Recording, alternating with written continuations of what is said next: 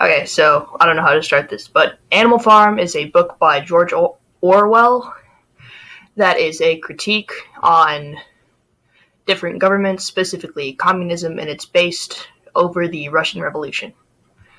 And it's really interesting because it shows the corruption of humanity and how even if you start good, it's like nothing is going to work because humans are corrupted. It doesn't matter how hard you try, it's always going to go downhill and then come back up and go back down because that's how humans work. Woo! So the book starts with Old Major, who represents Karl Marx. He's a prize pig, like Wilbur from Charlotte's Web, and he's really respected. So he brought all the animals into the big barn, and he's like, "Hey, everybody, screw this. Let's start a revolution, guys." And he's explaining how it's unfair that their farmer owner guy is at home drinking whiskey and eating all this good food and stuff while they're barely getting by and doing all the work for him and getting nothing back. So, during this time, three younger pigs named Snowball, Napoleon, and Squealer create a philosophy called animalism. And what it basically is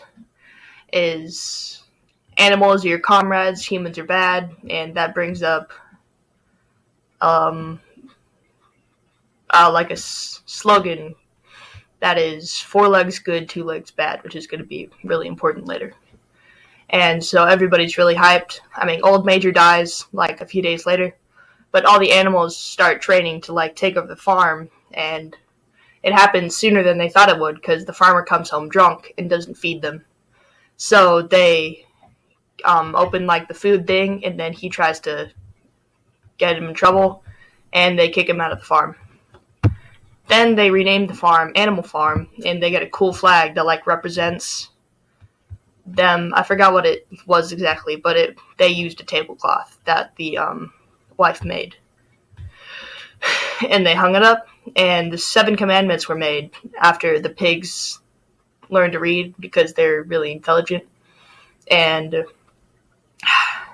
the 7 commandments basically were your animals are your comrades, and there's a lot of stuff about not being like humans, with sleeping on a bed and drinking alcohol and clothes and stuff like that. And the Animal Farm is going really well for a while. The animals get Sunday off, and they work at their own capacity. They work till everybody's not doing the same thing. They're doing what they can, which is, it feels like communism because it's everybody's equal. And it's different from capitalism where there's the what's it called, the not wage gap, trickle economics or something like that, which is that, and fascism is what it seemed like with the farmer. So it's doing good.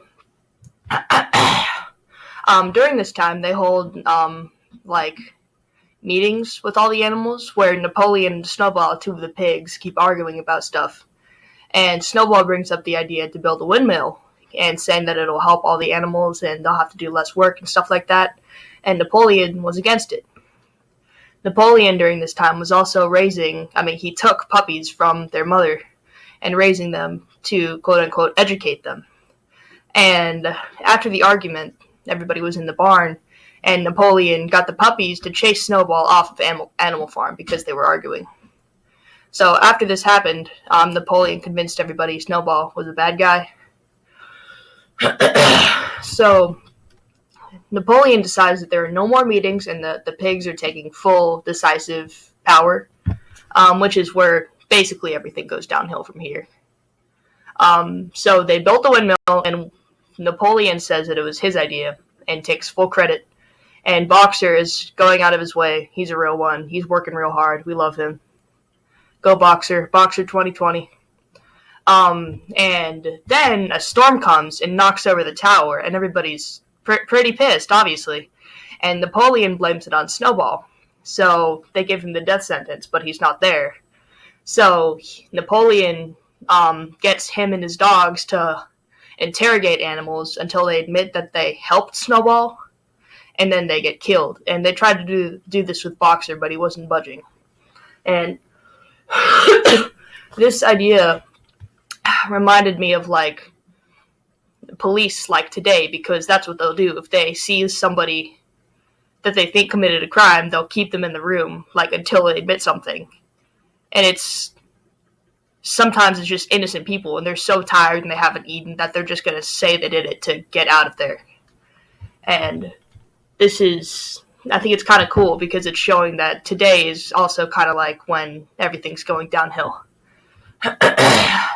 And this leads to Napoleon to change the rules, the 7 commandments that gone by for so long, from like an animal don't kill other animals to don't kill them without reason.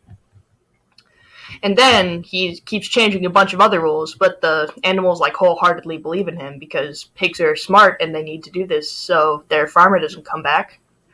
What else? So they start drinking, they start wearing clothes, sleeping on mattresses, and all this stuff. And it's getting eerily similar to people. And then Napoleon has an idea to start trading with people, with humans. And this leads to him getting scammed, and the humans blow up their windmill. And there's another battle, and in the battle, Boxer gets hurt pretty bad, so he's very weak, and he collapses while he's working. And so Napoleon's like, hey, we're going to send him to the hospital to get fixed. But he sends Boxer to the slaughterhouse for whiskey money. And if you watch the scene, I think I'll probably play it like right now. It's so heartbreaking because he gets in the car and his donkey friend that like loves the hell out of him is just standing there. It's shattering. And it makes you really hate all the people in this. But yeah, so Boxer's dead. More rules are broken. And this leads to a whole thing where 4 legs are good, 2 legs are better.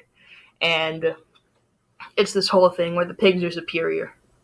And all the rules have been changed from the beginning of the revolution. And there's the last scene in the book is eerie because humans and pigs are playing poker at the table. And there's a line in the book about as the animals gazed on them, they couldn't tell the difference between pig and human.